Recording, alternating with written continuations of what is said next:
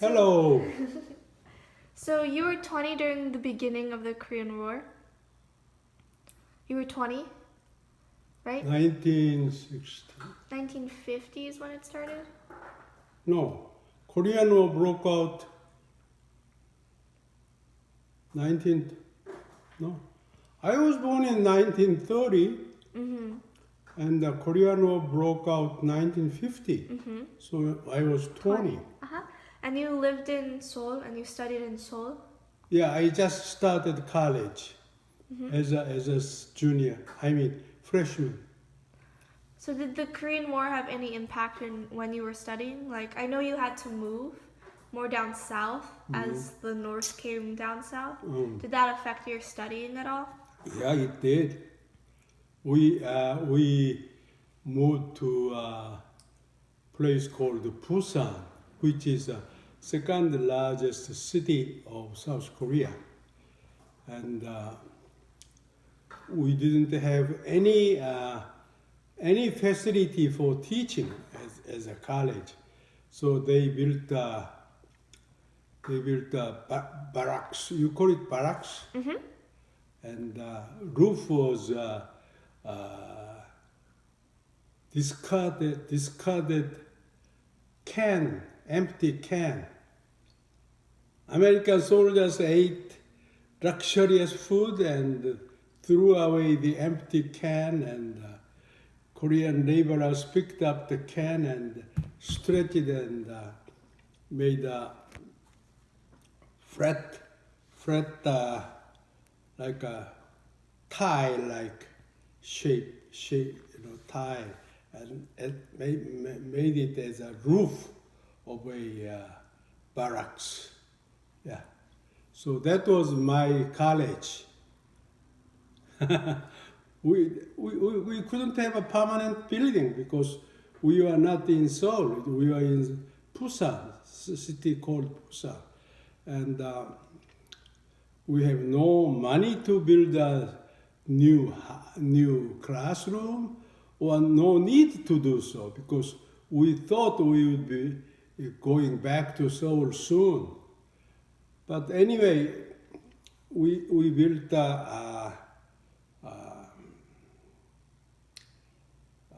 you know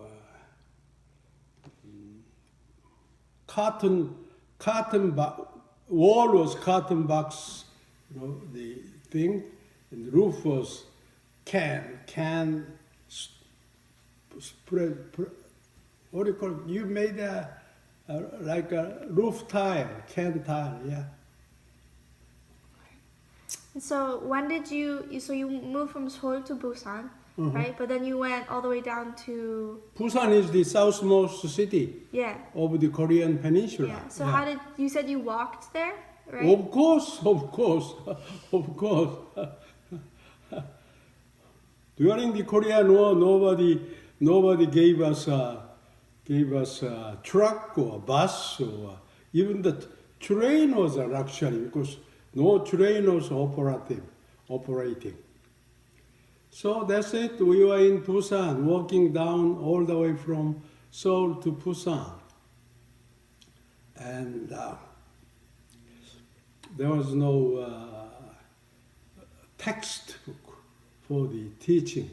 So I don't know you understand the word. There was a stencil, stencil. You type the from the one textbook. You type all the like a chapter one. You type. Use stencil. You know what stencil means? Yeah, we do that. That was our textbook. And one of my teachers who made this textbook gave me a privilege of selling the stenciled textbook. Like just like let's say I sold them $10 or 10 cents, then I gave teacher will take 9 cents, and he gave me 10 cents as my labor. that helped my tuition. Yeah. And how long did it take you to walk from Seoul to Busan? I can't say in a word because my hometown is called Jeollado, which is not Busan, but it's a neighboring province of Busan. So first I went down to my hometown and stayed there until the Busan school opened. So I went to Busan, taking a ship from the port of Yeosu. That's a southern port of Jeollado, my home province. Then you take a ship there, you go to Busan. And of course, Busan, no housing. Just we built a small barracks. Roof was can tile, something like that. Mm. And Uncle Don said something about like when you move around, like when you go to different cities, you have to go through these checkpoints, right? What one? You go through like these checkpoints, like these soldiers would, like you were walking through, I wouldn't say crossing a border, but you would have to go through these passages where soldiers would check you out. No? Okay. And then after you studied in Busan, what else? After 2 years of studying in Busan, capital city, temporarily, Busan was the capital city of Korea temporarily. And after 2 years, the capital was moved to Seoul. So we could go back to my old college. And there I finished my college. There I studied about 1.5 years there. So I graduated in Seoul, at least.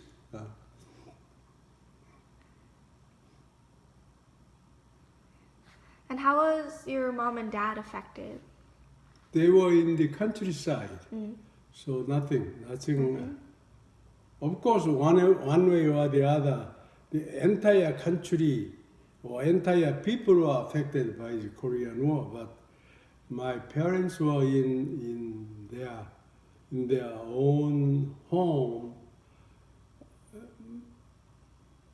My father's profession was farming, and farmland was there, my home county. So he was there, not much of a difference. And was food ever a problem during the Korean War? What? Was food ever a problem? Because I know like grandma couldn't eat rice, so she ate barley instead. Did you have problems like that? In my father and my mother's hometown, home village was a farming village, so they could eat their own rice fine, and even they sold their rice and gave me the money to go to Busan, pay for my tuition.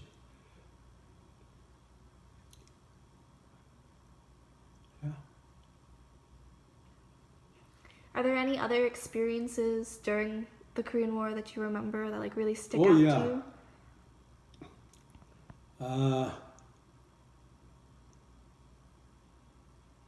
North Korean soldiers, first groups, I mean, later on, I don't know how many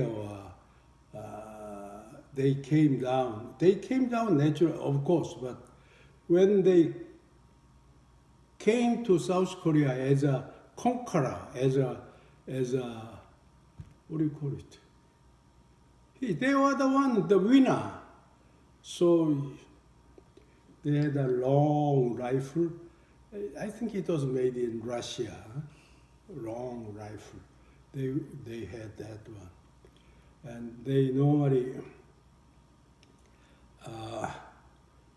took some of the villagers, 1 or 2 villagers with them to guide. And my experience tells me that the first group who came to South Korea as an invader or conqueror, very well trained. Very well trained. We had no doubt that they are for the people. They are never like a Japanese soldier in the past. No, they are very gentle, well trained.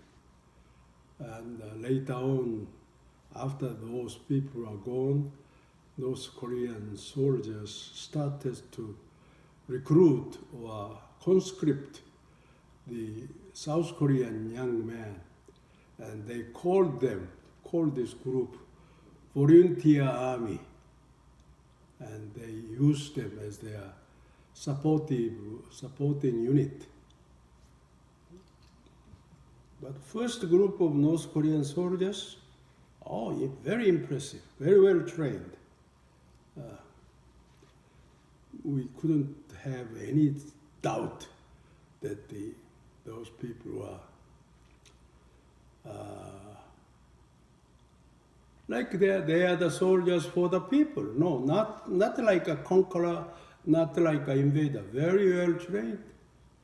But later on, those people were gone, and now they started to recruit young people from South Korea.